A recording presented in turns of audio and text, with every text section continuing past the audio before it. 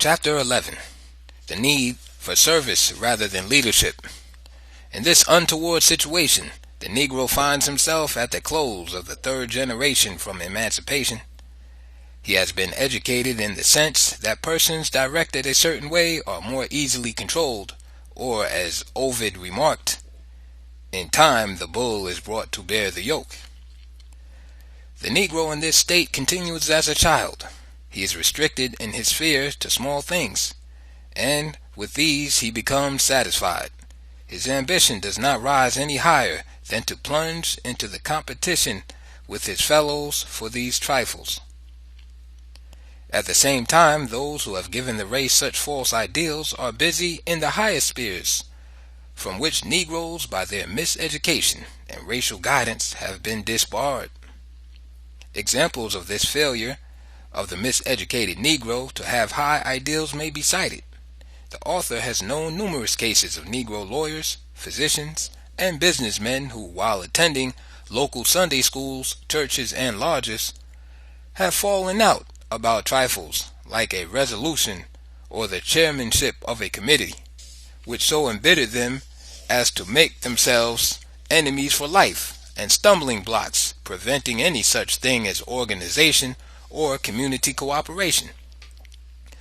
It is a common occurrence to see a Negro well situated as a minister or teacher aspiring to a political appointment which temporarily pays little more than what he is receiving and offers no distinction except that of being earmarked as a Jim Crow job set aside for some Negro who has served well the purposes of the bosses as a ward heeler in a campaign. Negroes who have begun promising business enterprises sometimes abandon them temporarily for the same sort of empty honor. In this way they have been known to hamper their business by incurring the displeasure of ambitious politicians who might otherwise patronize them. Negroes of this point of view have developed in that part of the country where it is thought that the most distinguished persons in the community are those who hold and exploit the local offices, or those who are further honored with positions in the state and nation. While this may apply in the case of their oppressors, the few positions allotted the Negroes are magnified beyond all reasonable bounds. This comes as a natural result, however, for the education of the Negro requires it. The ambitious, miseducated Negro in the struggle for the little things allotted by others prevents any achievement of the people in matters more constructive. Potentially, the colored people are strong, although they are actually weak. This much ado about nothing renders impossible cooperation, the most essential thing in the development of a people. The ambitious of this class do more to keep the race in a state of turmoil and to prevent it from serious community effort than all the other elements combined. The one has a job that the other wants, or the one is a leader of a successful faction, and the other is struggling to supplant him. Everything in the community then must yield ground to this puerile contest. In one city of a few thousand Negroes, there is no chance for community cooperation because of the antagonism of the Methodist and Baptist preachers in charge of the two largest churches. The one is determined to dictate the appointment of the teaching corps and the social welfare workers. The other is persistently struggling to undo everything accomplished by his opponent. The one is up today and the other in ascendancy tomorrow. Several efforts have been made to start business enterprises there, but none has succeeded because one faction tears down what the other builds up. In another city, the cleavage is along political lines. Preachers are there, but a lawyer and a dentist, plunging into politics, have dispossessed the clergy of the stage. The leader of one faction is so bitterly opposed to the other that he even warns strangers against going to the home of his adversary. To present a sane proposition to the community through one of these leaders means local warfare rather than an effort to work together for the common good. Consequently, although there are thousands of Negroes living together in one quarter, they have no business enterprises of worth. The selfish struggle for personal aggrandizement, which has not yet brought either faction more than an appointment on the police force or a clerkship in one of the city offices, thus blocks the social and economic progress of thousands of unoffending people. In another state, the ambition of the highly educated Negro is restricted to becoming principals of the high schools. The neglected state school has not developed sufficiently to become attractive. The warring area, then, is in the cities. In one of them, where several Negroes own considerable wealth, which, if pooled and properly used, would produce all but wonderful results, the petty strife has been most disastrous. Little thought is given to social uplift, and economic effort is crushed by factional wrangling. Before the author had been in one of the towns an hour, a stalwart of one faction sounded him on becoming a candidate for the position held by the principal of the high school. A few minutes thereafter, another approached him for advice as to how, quote, to get him out. The high cost of this childishness to the community can be estimated only by taking into consideration the fact that this strife is all but endless. If it were a matter that developed now and then only to be forgotten by people directing their attention thereafter to more important things, it would not do much harm. But this confusion continues for years. Sometimes it grips a community for a whole generation, vitiating the entire life of the people. In spite of the meager rewards, however, the idea of leadership looms high in the Negro mind. It always develops thus among oppressed people. The oppressor must have some dealing with the despised group, and rather than have contact with individuals, he approaches the masses through his own spokesman. The term itself connotes a backward condition.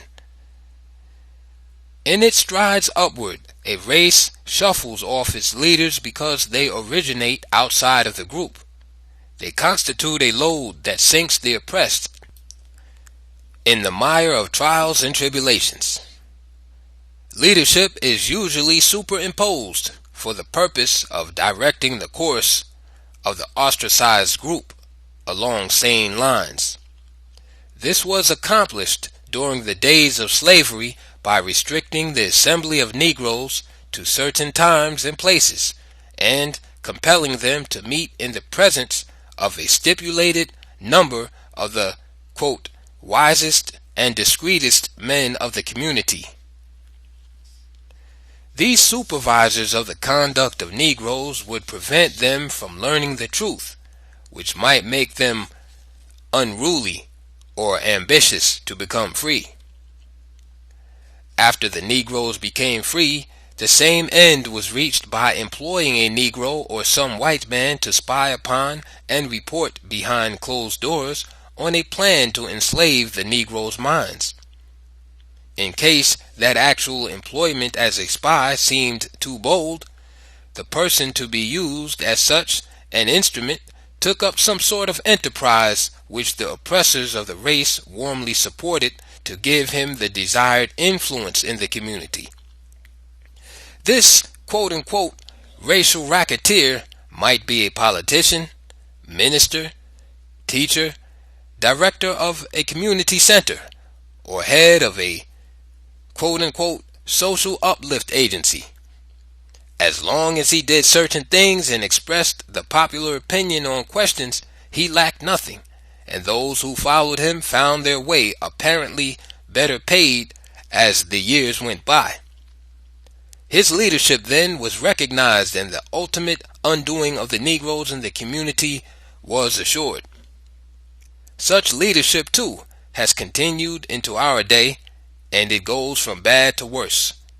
The very service which this racial toady renders hardens him to the extent that he loses his soul. He becomes equal to any task the oppressor may impose upon him, and at the same time he becomes artful enough to press his case convincingly before the thoughtless multitude.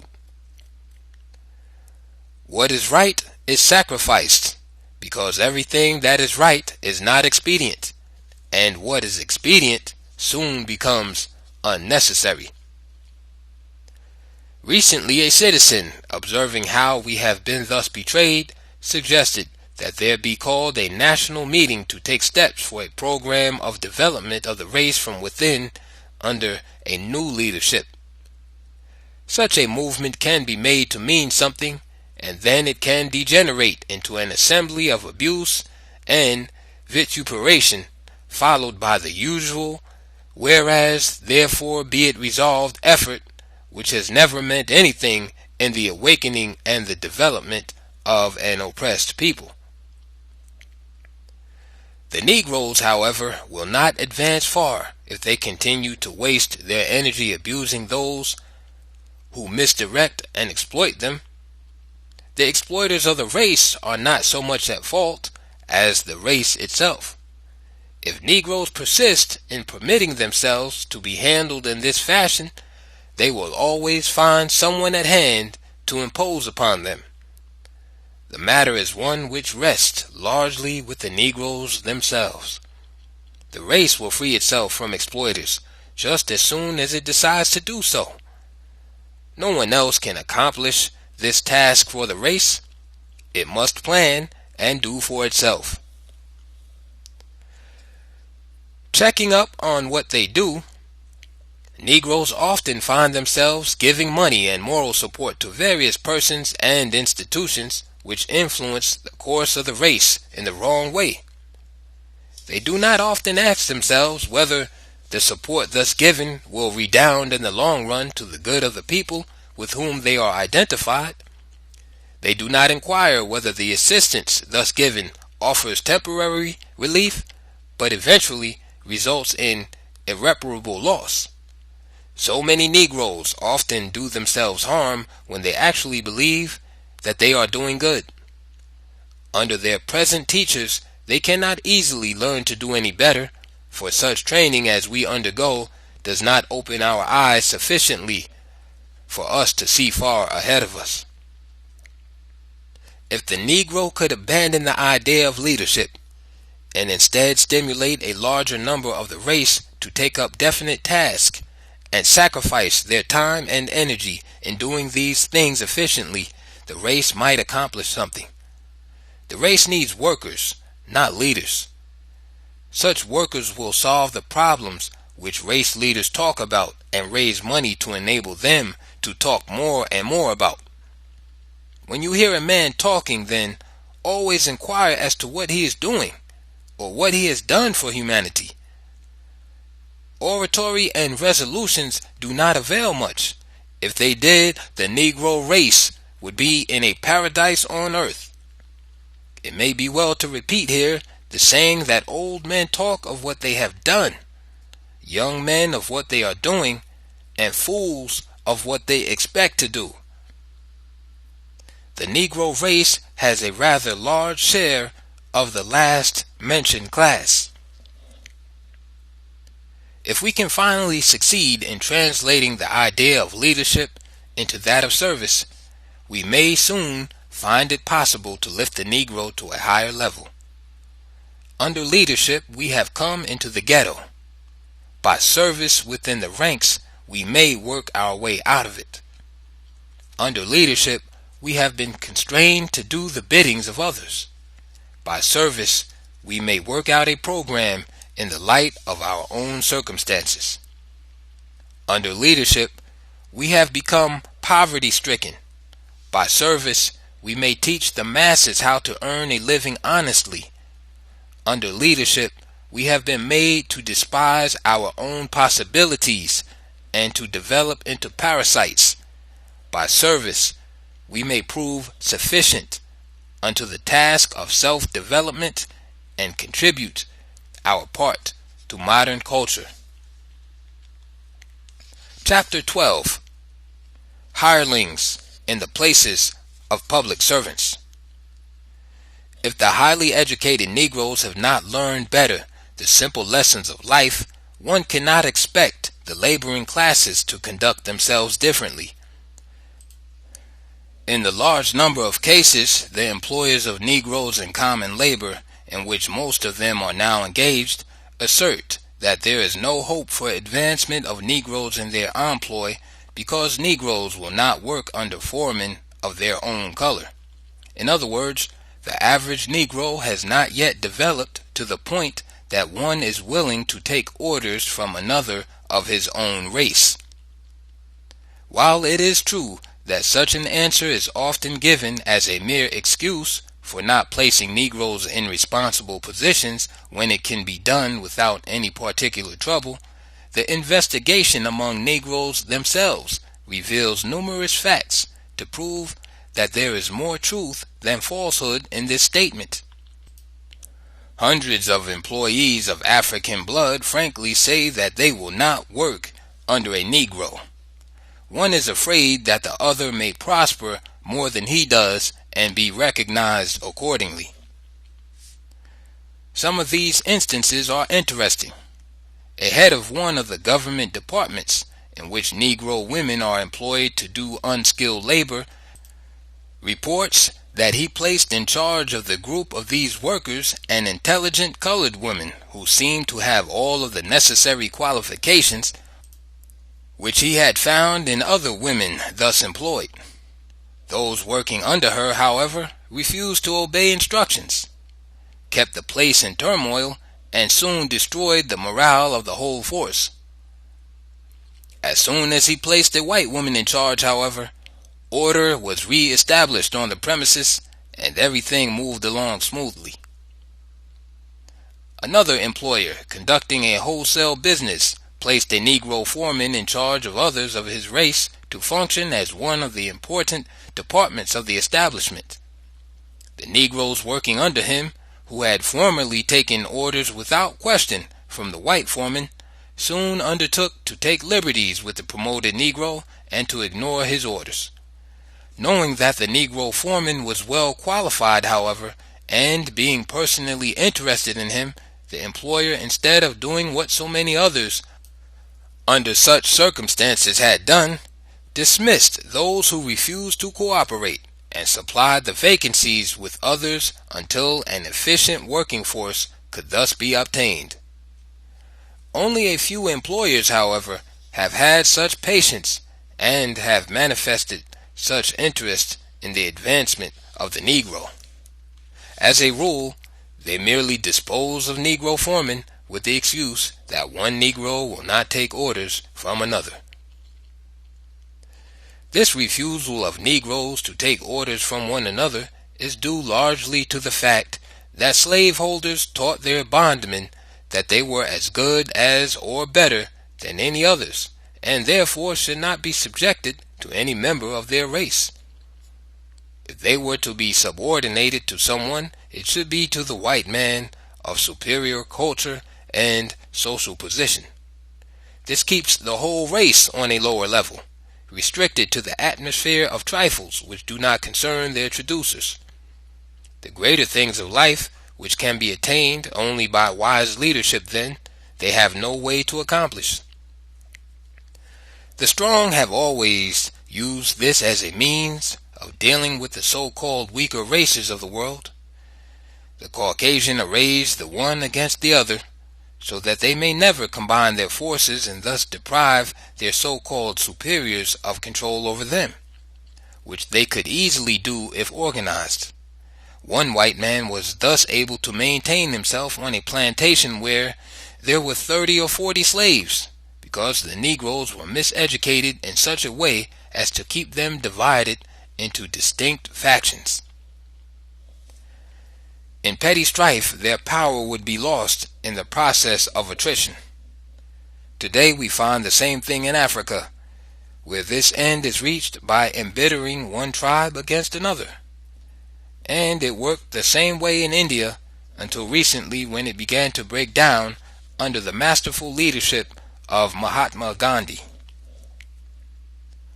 The Negroes of the United States have followed leadership slavishly, but sometimes, unfortunately, that of those leaders who are selected for them by the traducers of the race.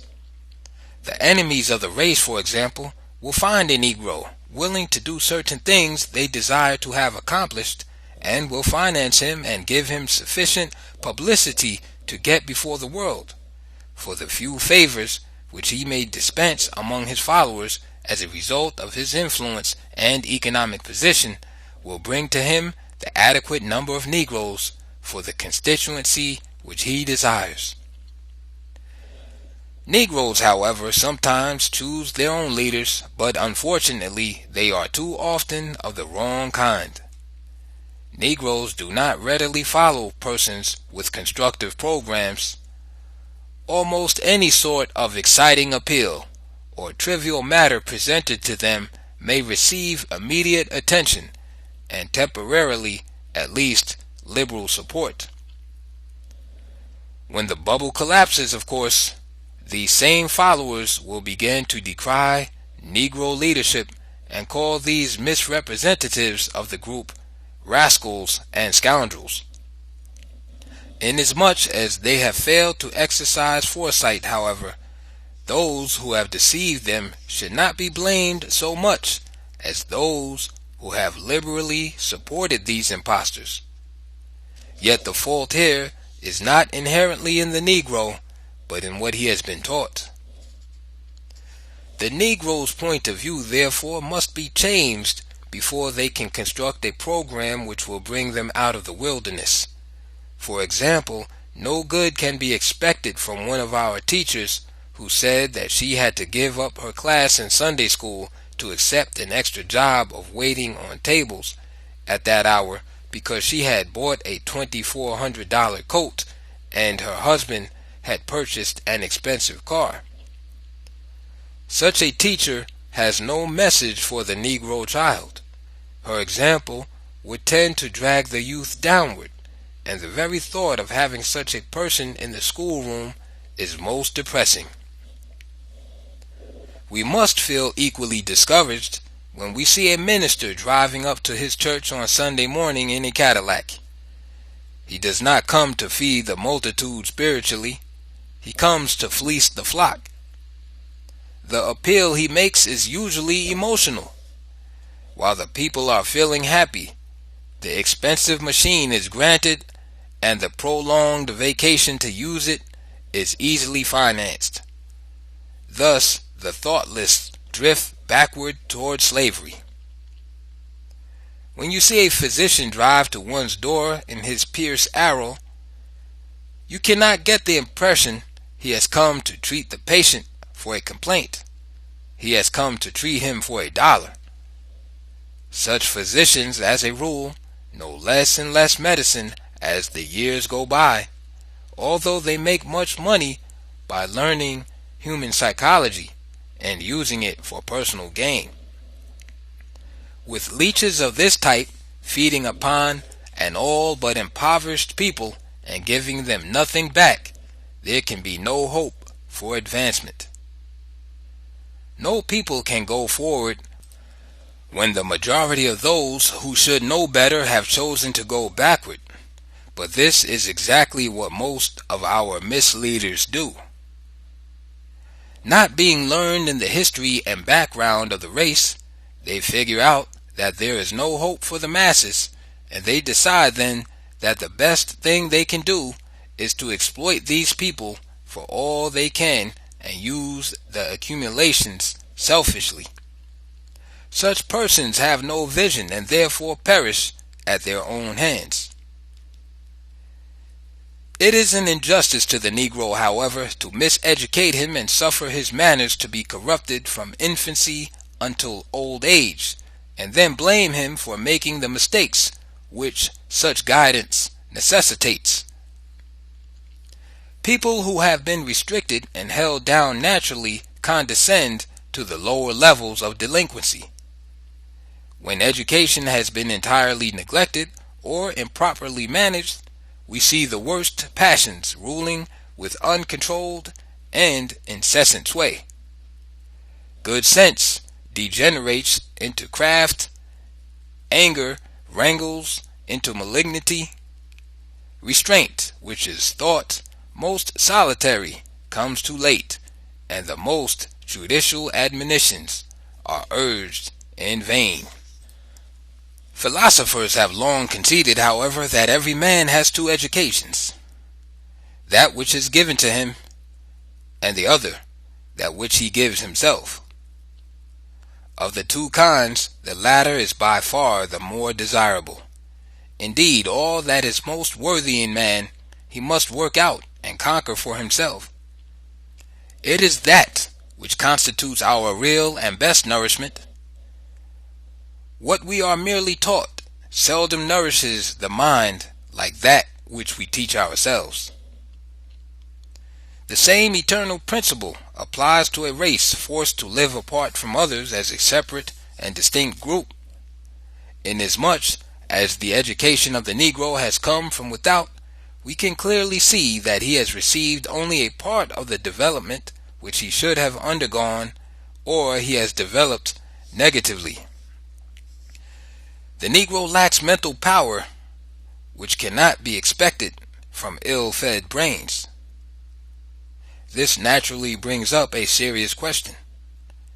The people on the outside, who are directing the race from afar, will take this condition of affairs as evidence that the Negro is not prepared for leadership. What they ought to say is that they have not prepared the Negro to assume the responsibility of his own uplift. Instead of doing this, however, they play up this result of their own failure as an argument for imposing upon the Negro race the guidance of others from without. As to whether or not a white man should be a leader of the Negroes may be dismissed as a silly question. What has the color to do with it? Such a worker may be white, brown, yellow, or red. If he is heart and soul with the people whom he would serve.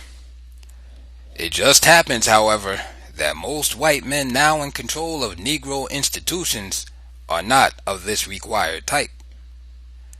Practically all of those with whom I have talked and communicated believe in imposing some sort of disability upon Negroes, some object to the freedom of intermarriage as a substitute for concubinage, scoff at the idea of the enfranchisement of the Negroes, approve their segregation, and justify the economic exploitation of the race. Now, if these are the persons to elevate the Negroes, to what point do they expect to lift them? And what will the Negroes be when they get there?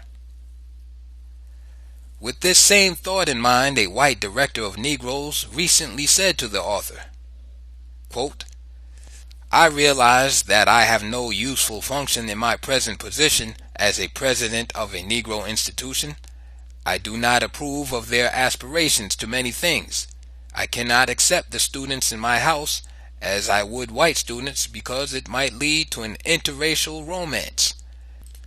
Marrying is such a difficult problem at the best that I should not like to see one of my children make a failure in life by marrying a Negro."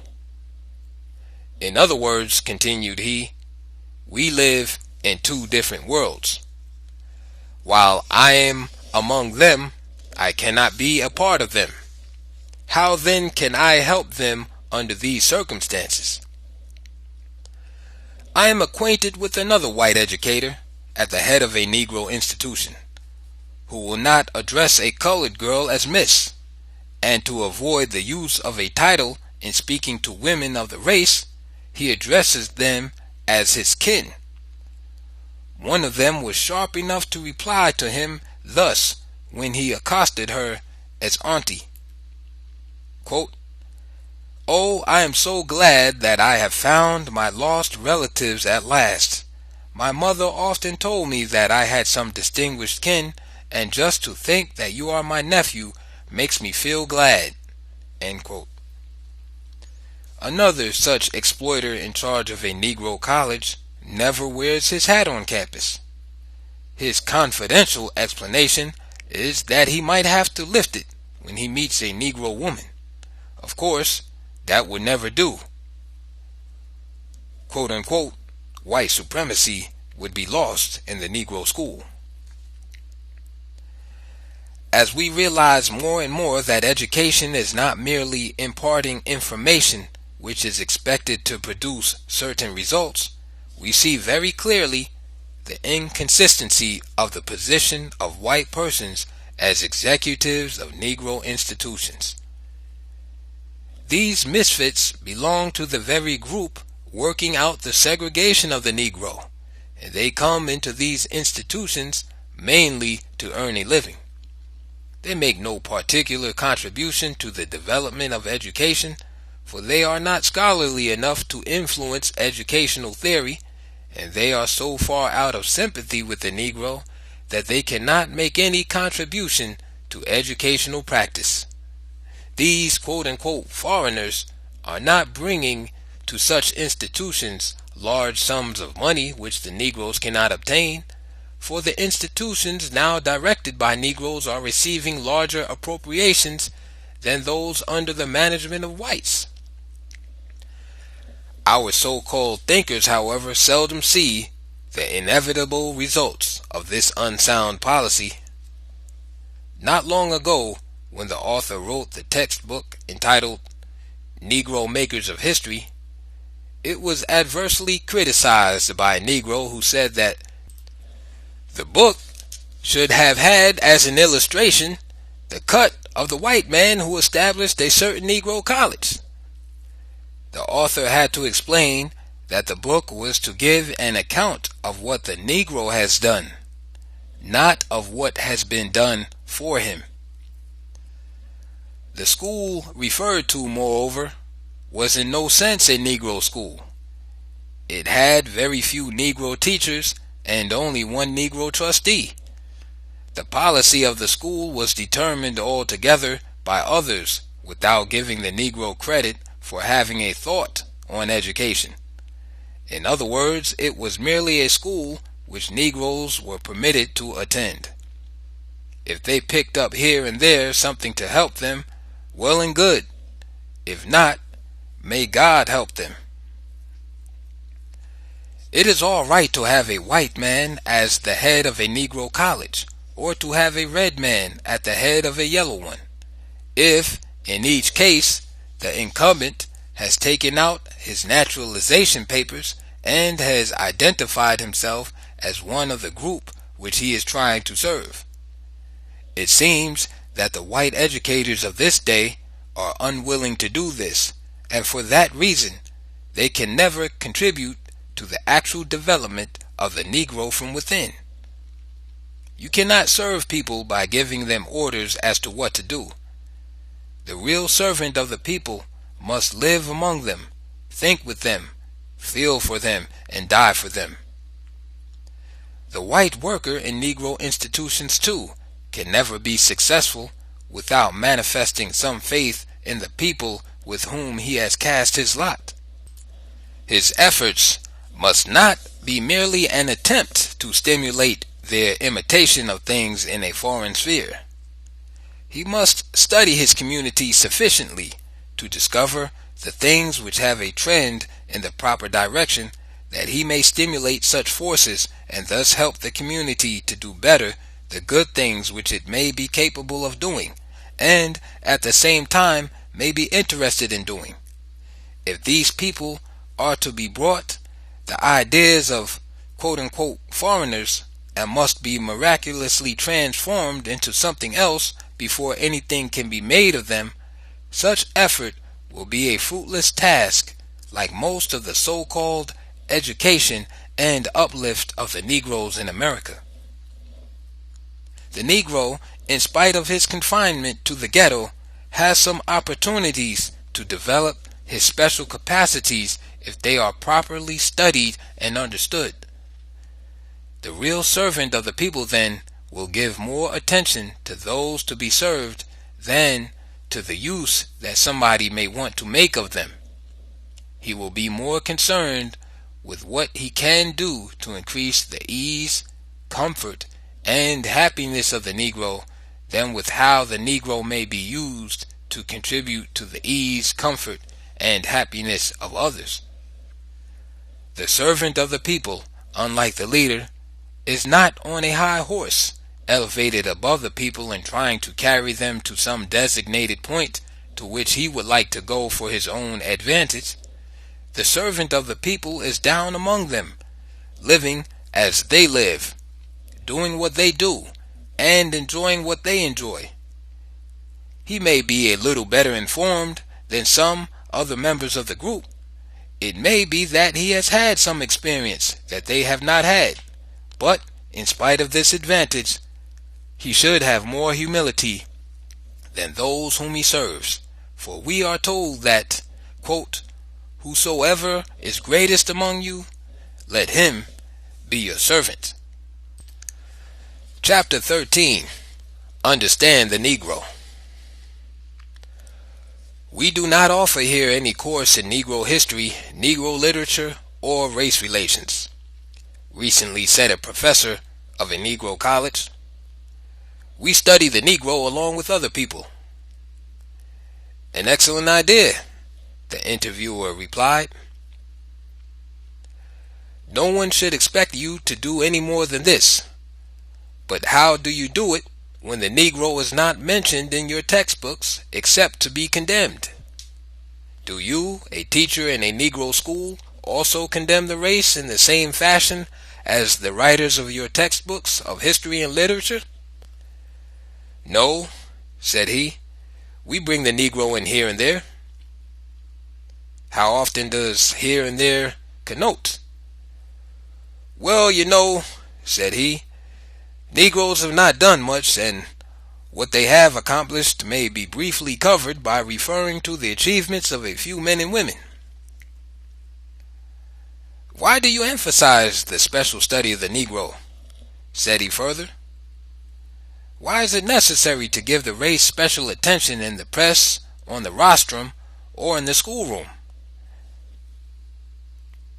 This idea of projecting the Negro into the foreground does the race much harm by singing continually of his woes and problems, and thus alienating the public, which desires to give its attention to other things. It is true that many Negroes do not desire to hear anything about their race, and few whites of today will listen to the story of woe. With most of them, the race question has been settled. The Negro has been assigned to the lowest drudgery as the sphere in which the masses must toil to make a living, and socially and politically the race has been generally proscribed. Inasmuch as the traducers of the race have, quote, settled the matter in this fashion, they naturally oppose any effort to change this status. Many Negro professional men who are making a living attending to the affairs of these laborers and servants in their mentally undeveloped state, and many teachers who in conservative fashion are instructing their children to maintain the status quo antebellum, also oppose any movement to upset this arrangement. They are getting paid for their efforts. Why should they try innovations? The gods have so decreed it. Human beings cannot change it. Why be foolish? A Negro with sufficient thought to construct a program of his own is undesirable, and the educational systems of this country generally refuse to work through such Negroes in promoting their cause. The program for the uplift of the Negroes in this country must be handed over to an executive force like orders from the throne, and they must carry it out without question, or get out of line and let the procession go on. Although the Negro is being daily forced more and more by segregation into a world peculiarly his own, his unusually perplexing status is given little or no thought, and he is not considered capable of thinking for himself. The chief difficulty with the education of the Negro is that it has been largely imitation, resulting in the enslavement of his mind.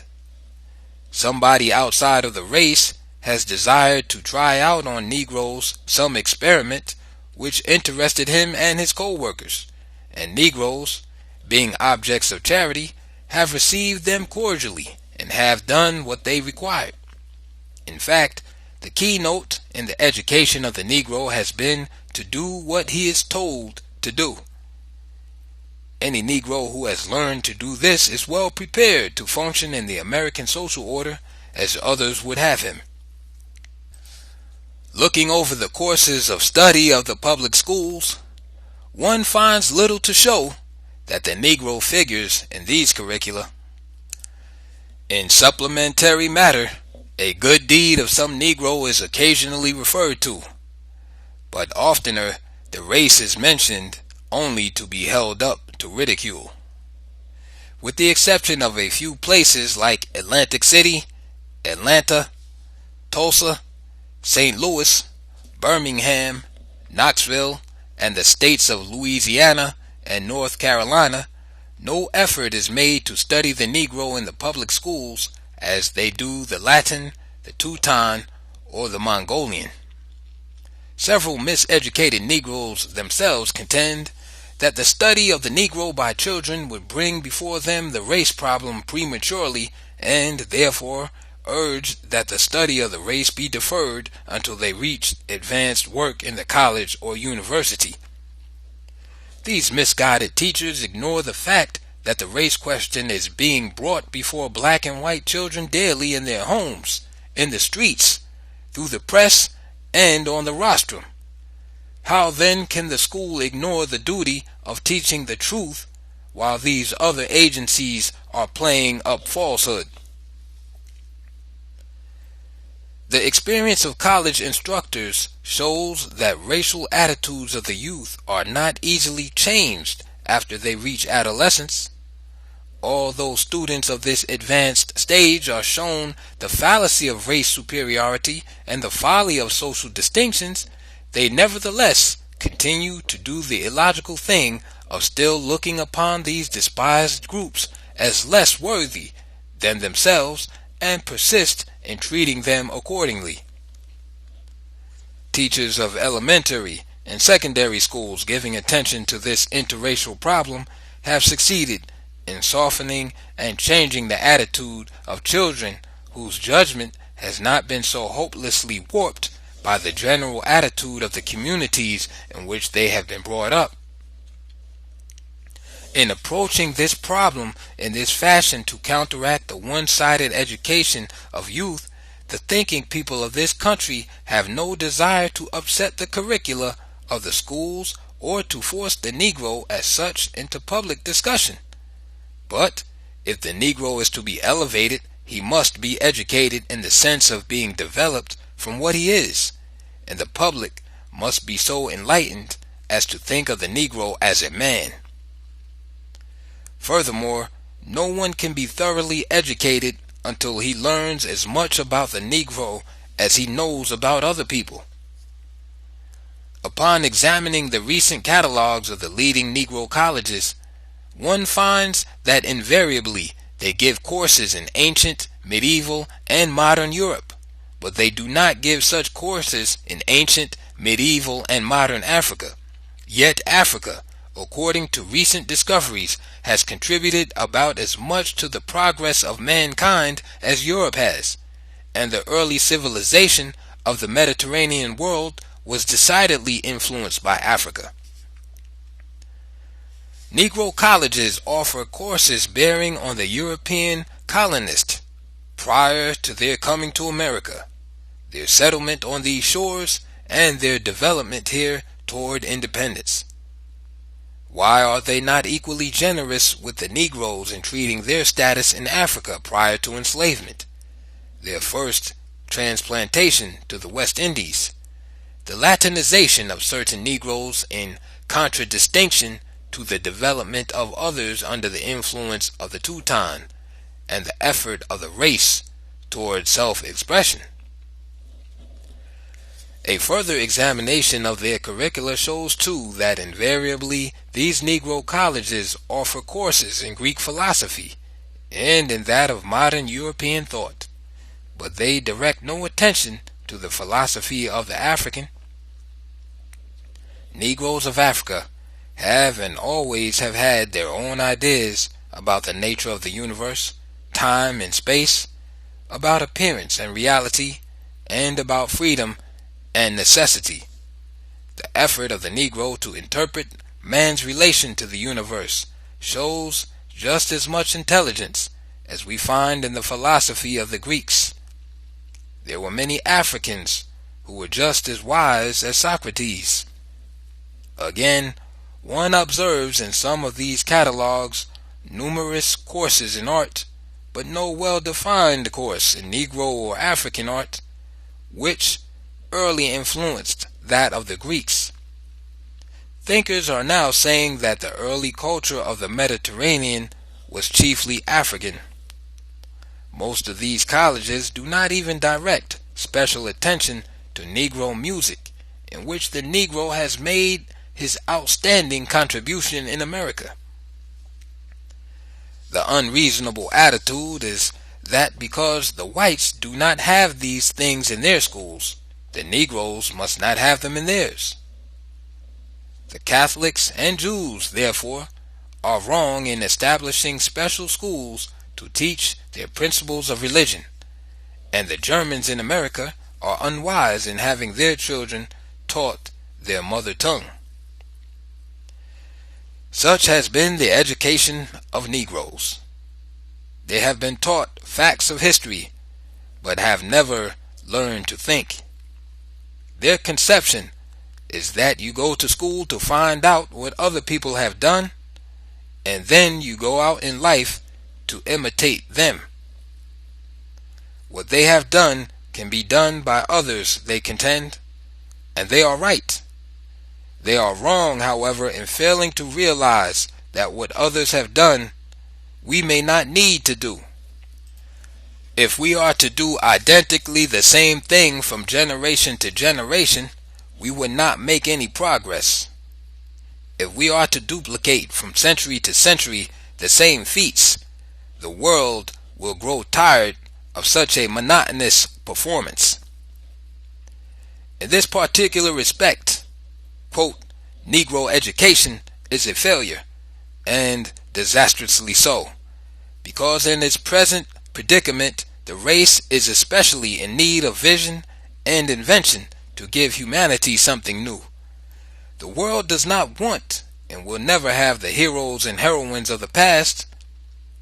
What this age needs is an enlightened youth, not to undertake the task like theirs, but to imbibe the spirit of these great men and answer the present call of duty with equal nobleness of soul.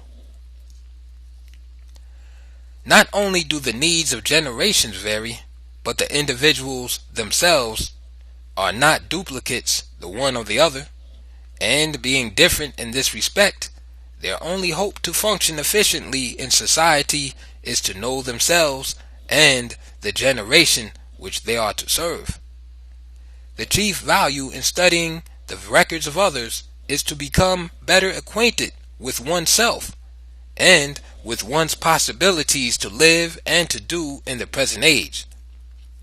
As long as Negroes continue to restrict themselves to doing what was necessary 100 or 1,000 years ago, they must naturally expect to be left out of the great scheme of things as they concern men of today.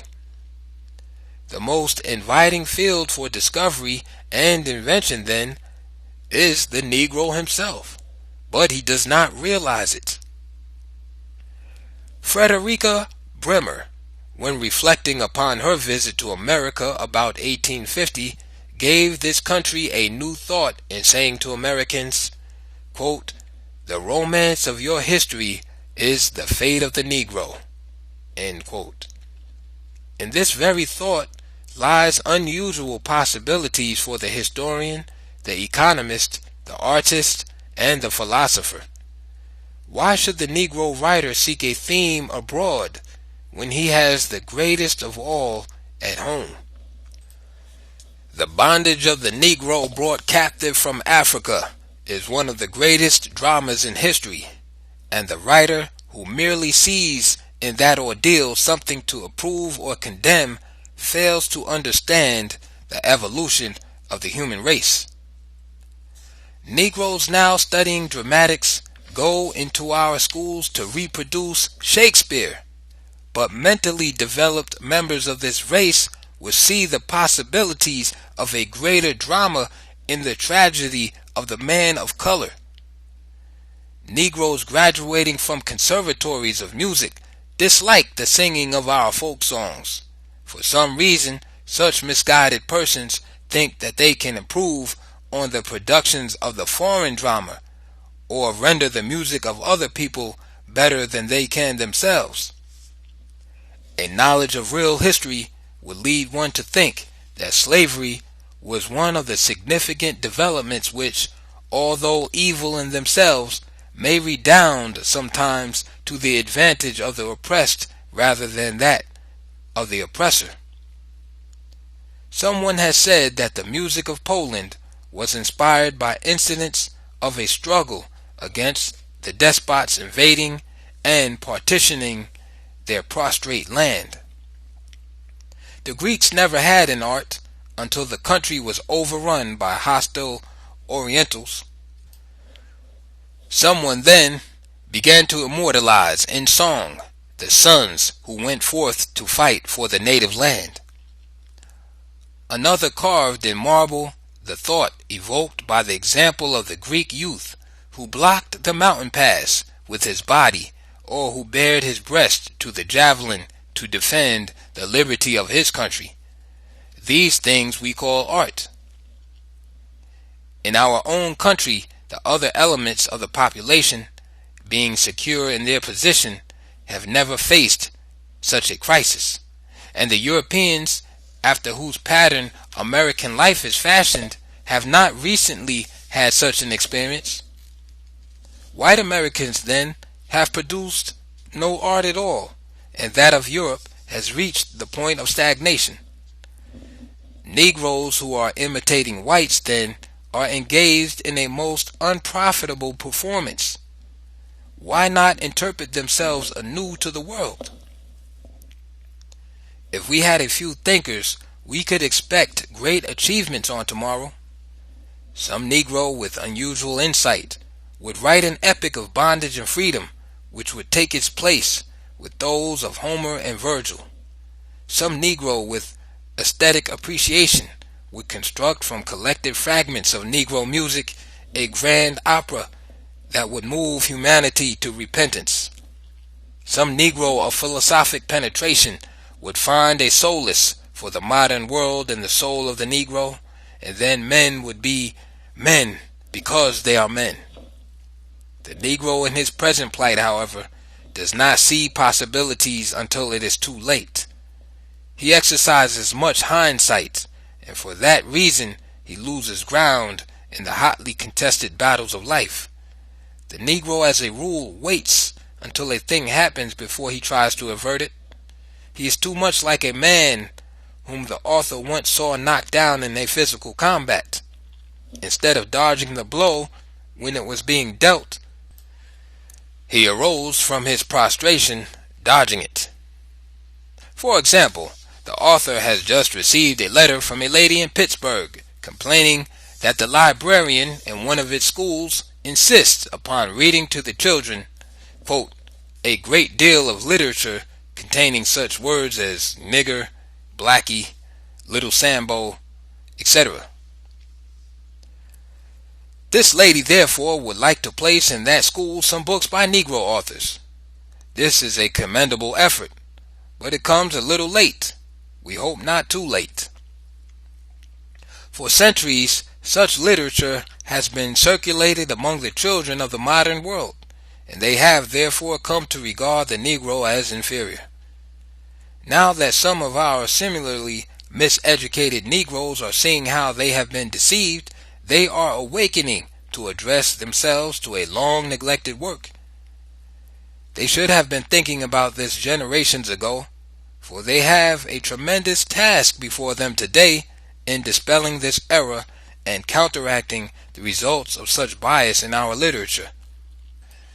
There has just come, too, from a friend of humanity in Edinburgh, Scotland, a direful account of the increase in race prejudice in those parts. Sailors who had frequented the stronghold of race prejudice in South Africa undertook recently to prevent Negro men from socializing with Scotch women at a dance, and certain professors of the University of Edinburgh, with the same attitude, show so much of it in their teaching that this friend entreats us to send them informing books on the Negro. We are doing it. Here again, however, the effort to uproot error and popularize the truth comes rather late. The Negro, since freedom, has gone along grinning, whooping, and, quote, cutting capers, while the white man has applied himself to the task of defining the status of the Negro and compelling him to accept it as thus settled forever. While the Negro has been idle, propaganda has gone far ahead of history. Unfortunately, too, Negro scholars have assisted in the production of literature which gives this point of view. Chapter 14. The New Program. It seems only a reasonable proposition, then, that if under the present system which produced our leadership in religion, politics, and business, we have gone backward toward serfdom, or have at least been kept from advancing to real freedom, it is high time to develop another sort of leadership with a different educational system. In the first place, we must bear in mind that the Negro has never been educated. He has merely been informed about other things which he has not been permitted to do. The Negroes have been shoved out of the regular schools, through the rear door into the obscurity of the backyard, and told to imitate others whom they see from afar, or they have been permitted in some places to come into the public schools to see how others educate themselves. The program for the uplift of the Negro in this country must be based upon a scientific study of the Negro from within, to develop in him the power to do for himself what his oppressors will never do to elevate him to the level of others. Being without actual education, we have very few persons prepared to help the Negroes whom they have set out to lead.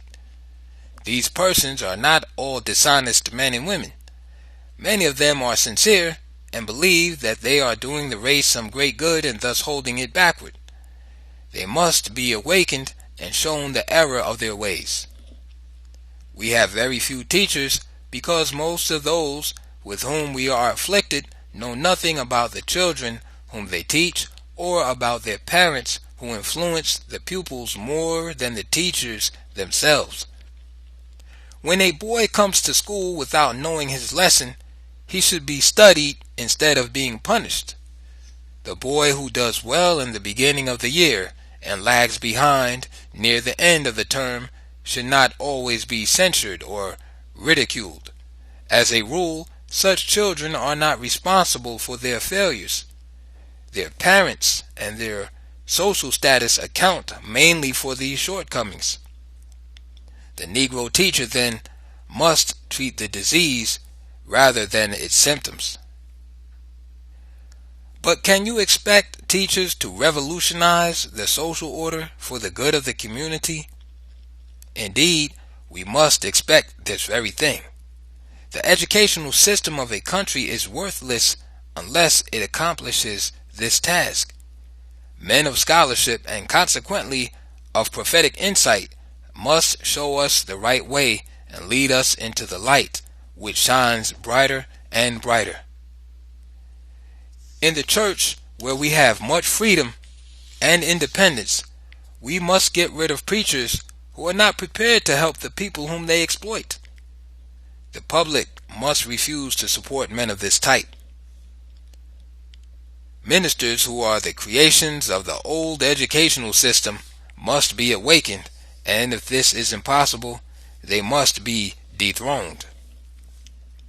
Those who keep the people in ignorance and play upon their emotions must be exiled. The people have never been taught what religion is, for most of the preachers find it easier to stimulate the superstition which develops in the unenlightened mind.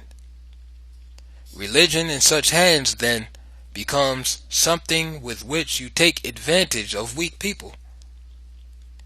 Why try to enlighten the people in such matters when superstition serves just as well for exploitation?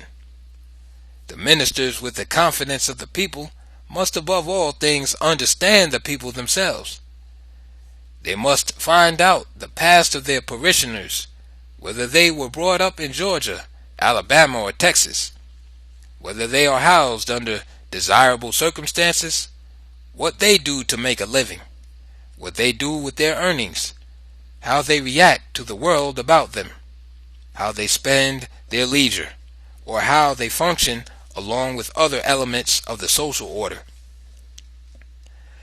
In our schools, and especially in schools of religion, attention should be given to the study of the Negro as he developed during the antebellum period, by showing to what extent that remote culture was determined by ideas which the Negro brought with him from Africa.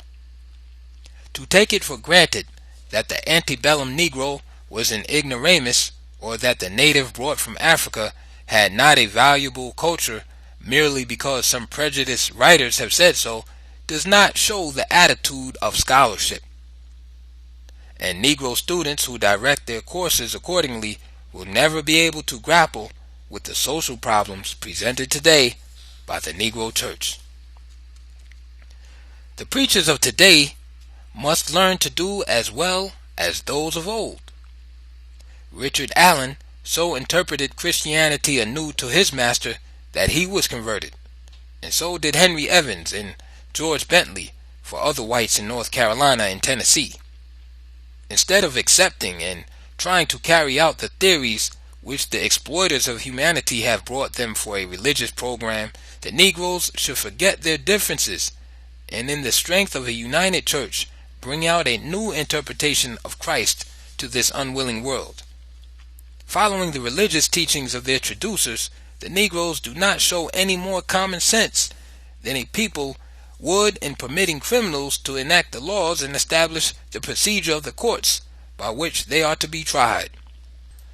Negro preachers, too, must be educated to their people rather than away from them.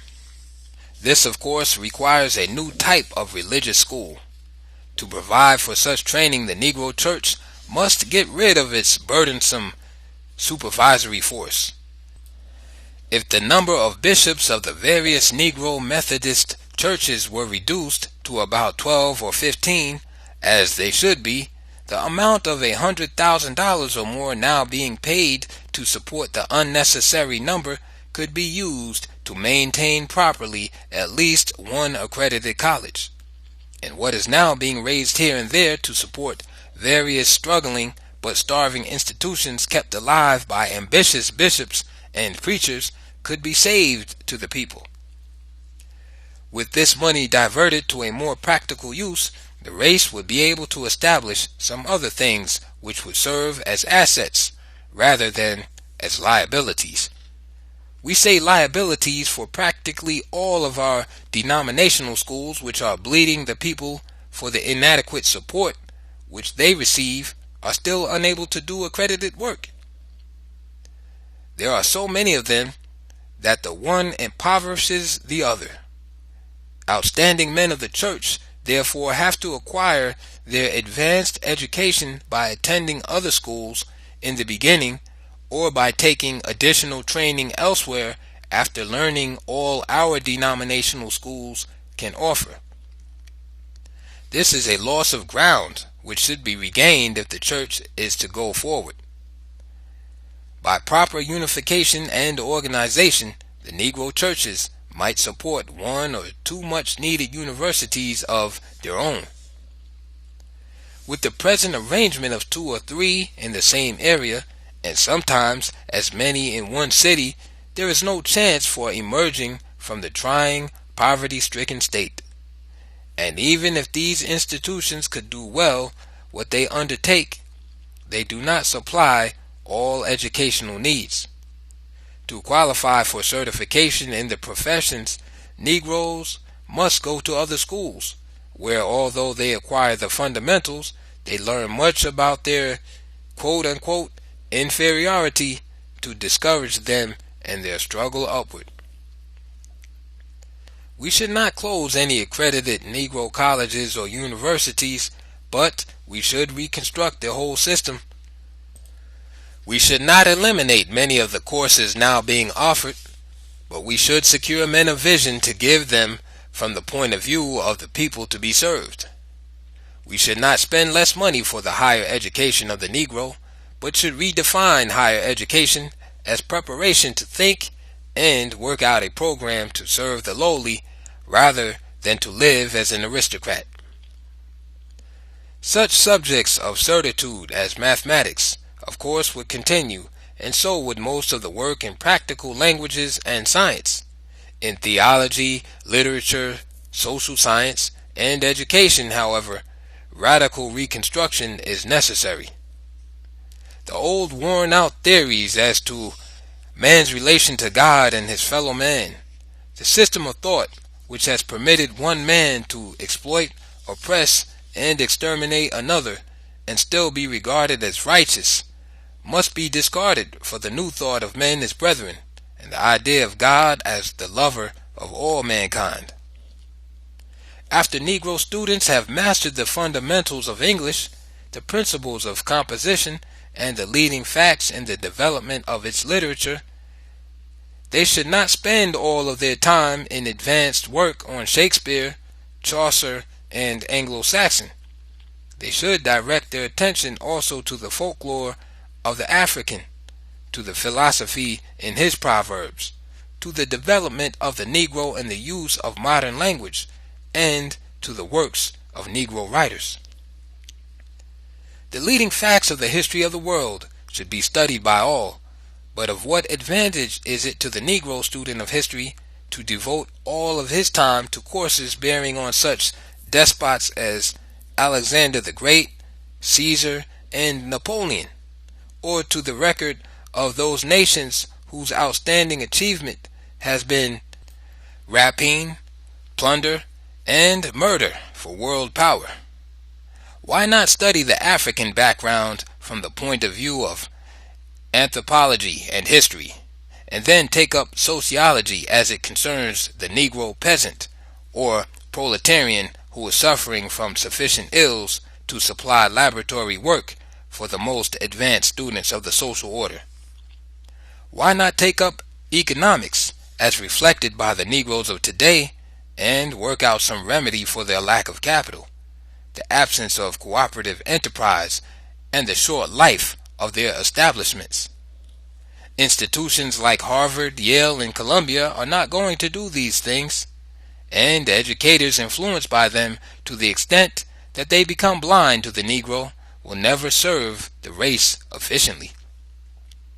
To educate the Negro, we must find out exactly what his background is, what he is today, what his possibilities are, and how to begin with him as he is, and make him a better individual of the kind that he is.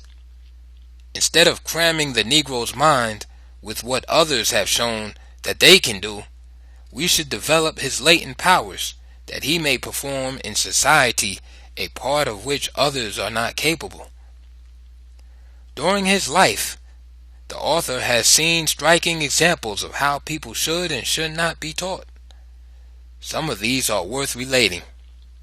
Probably the most interesting was that of missionary work in China. In 1903, the author crossed the Pacific Ocean with 26 missionaries who were going to take the Orient by storm.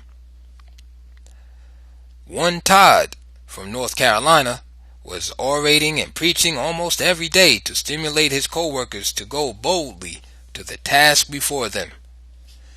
Dr. DeForest, long a missionary to Japan, informed them that the work required more than enthusiasm, that they could not rush into the homes of the natives saying, quote, "Peace be unto this house," for it might turn out the other way and give somebody the opportunity to say, "Peace be to his ashes." Dr. DeForest explained to them how he chose a decidedly different course, preferring first to study the history, the language, the manners, and the customs of the people, to approach them intelligently. And not until he had been in the country 4 years did he undertake to exhort, but after that he had great success and had been invited to preach before the Mikado himself. Now Todd did not take this advice, and he had not been in China 5 months before he and his wife had been poisoned by their native cook, who had become incensed at the way they interfered with the institutions of his people. Another striking illustration was the education of the Filipinos. Not long after the close of the Spanish-American War, the United States government started out to educate the Filipinos overnight. Numbers of quote-unquote highly trained Americans were carried there to do the work. They entered upon their task by teaching the Filipinos just as they had taught American children who were otherwise circumstanced. The result was failure. Men trained at institutions like Harvard, Yale, Columbia, and Chicago could not reach these people and had to be dismissed from the service. Some of these quote-unquote scholarly Americans had to be maintained by the subscription of friends until they could be returned to this country on government transportation. In the meantime, however, there came along an insurance man who went to the Philippines to engage in business. He had never taught at all, and he had never studied authorities like Begley, Judd, and Thorndike. But he understood people. Seeing that others had failed, he went into the work himself. He filled the schoolroom with thousands of objects from the pupils' environment. In the beginning, he did not use books very much, because those supplied were not adapted to the needs of the children. He talked about the objects around them. Everything was presented objectively. When he took up the habits of the snake, he brought the reptile to the school for demonstration. When he taught the crocodile, he had one there. In teaching the Filipinos music, he did not sing, "Come shake the apple tree." They had never seen such an object. He taught them to sing, "Come shake the lomboy tree," something which they had actually done. In reading, he did not concentrate on the story of how George Washington always told the truth. They had never heard of him and could not have appreciated that myth if someone had told them about it. This real educator taught them about their own hero, Jose Rizal, who gave his life as a martyr for the freedom of his country.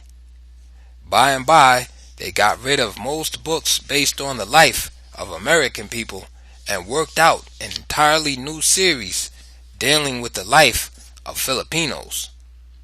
The result, then, was that this man and others who saw the situation as he did succeeded.